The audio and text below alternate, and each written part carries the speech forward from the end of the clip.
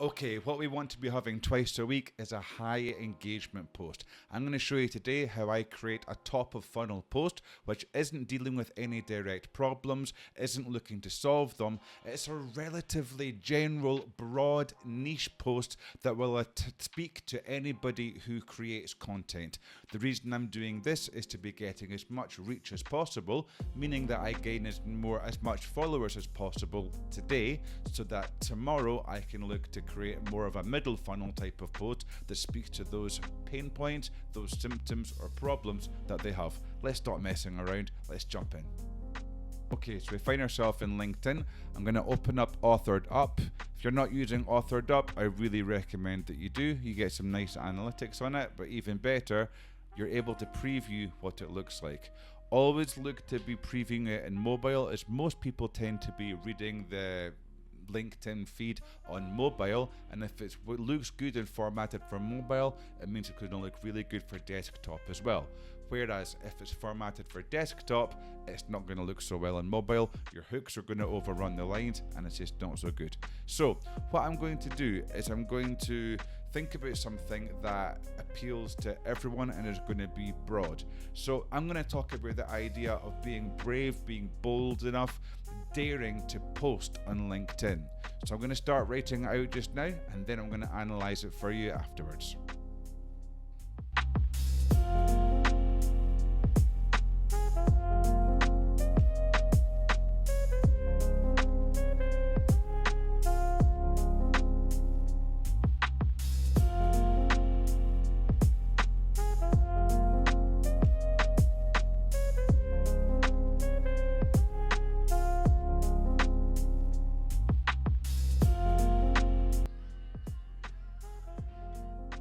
Okay, back in the room. So you can see how I've typed that. Well, I sped it up, but it was I don't know, it's a few minutes.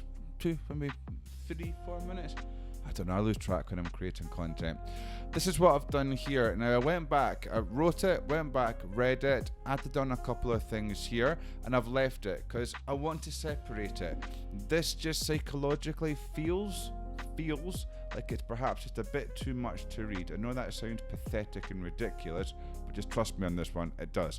So I'm just going to have a line there. Now, I don't think every line needs to be line spaced. There's sometimes that sometimes I like to have them bunched together for ideas that are close, or for sentences I'm breaking up with a comma, so those who show up even when they can't be bothered. I think that's an acceptable way to split a line, quite simply because you've got the comma there. When they're tired, when they're having a bad day, stylistically it's fine, it's complete ideas in each line. I could do who doesn't bow to the pressure and join an engagement pod. I could put that there, that's absolutely fine. I want that to be expressed more over one complete line though. But with Authored Up, I can obviously see how it looks on mobile. Okay, we can see actually here, it might be better to break it up. Certainly the stripe balance bit. A stripe balance, I'm going to say here, and I'm going to capitalize it actually, isn't determined by the number of likes on a post. Yeah, we can see how that flows a lot better now. Now here, I'm going to say it's up to you, doesn't bow to the pressure, and join an engagement pod. I might want engagement pod on its own line, just like that. It looks nice. Or I could do bow to the pressure and join an engagement pod. I think I might keep it that way. I think I prefer the way it looks like that. Yes, I do. I also like brackets as well, using parentheses, take a separate line for that as well. But yeah, I like short, snappy sentences. It works best on social media and on LinkedIn because the attention span of the audience isn't always at the highest. Now, why is this going to do well? Well, it's got the hook. In the first line, you directly addressing the audience who dares, it's an interesting word choice, to create. Anybody who creates on LinkedIn, you're probably a creator yourself, I dare say. Say hello if you are in the comments. Go, wow, I'm a creator. Yeah, I've got my addressing you there. you who dares to show up. So I've got you repeated there. Repetition is a really useful thing in copy and in hooks. Who dares, again, dares to show up. I'm clearly making the creator the hero, and people who identify with that, they're going to be intrigued enough to click on see more and to see what the text post's about. I could say, and then here, good post after crap post after good post. I could obviously, just quickly taking on those lines there, I could do it like that. I don't know if I want it. It feels a little bit too much to me. Let me go back. So I take quite a bit of, a few minutes just to format and play about. I'm not obsessive over it, but it is useful to have. This has actually got me. So good post after crap post. Again, repetition there after good post. I quite like it. I like the way it cascades. It's a little bit longer each time. Yeah, let's go for that. Those who show up even when they can't be bothered, and so on. This hook is going to draw them in. Here I've got day after day after day, good post after crap post after good post. Repetition of after, creating this idea that they continually do it, continually show up, even over a long period of time, and instability even with their content.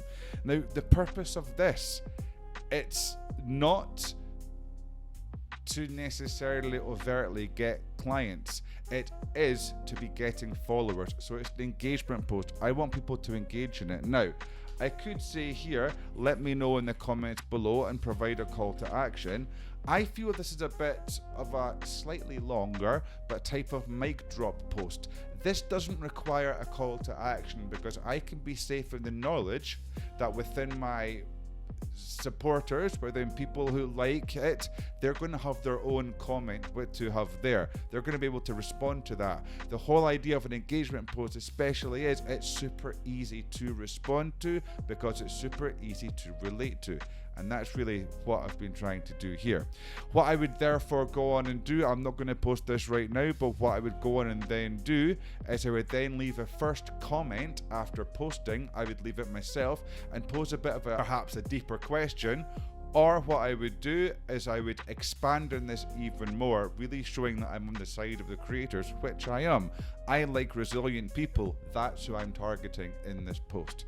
So, let me know if this has been useful for you. Any questions, come back to me. Ask me questions in the DMs. I'm here to serve you. But I just wanted to show you my process and methodology when it comes to creating content that's valuable, that's useful. And as you can see, as you know, this acts as a type of reach out post, so anybody who I feel is going to be likely to be a good client, be able to afford my services, I'd be looking to then get on a call with them having reached out for this. So a little extra layer to it as well. Hope this has been useful. Do let me know how you got on with it.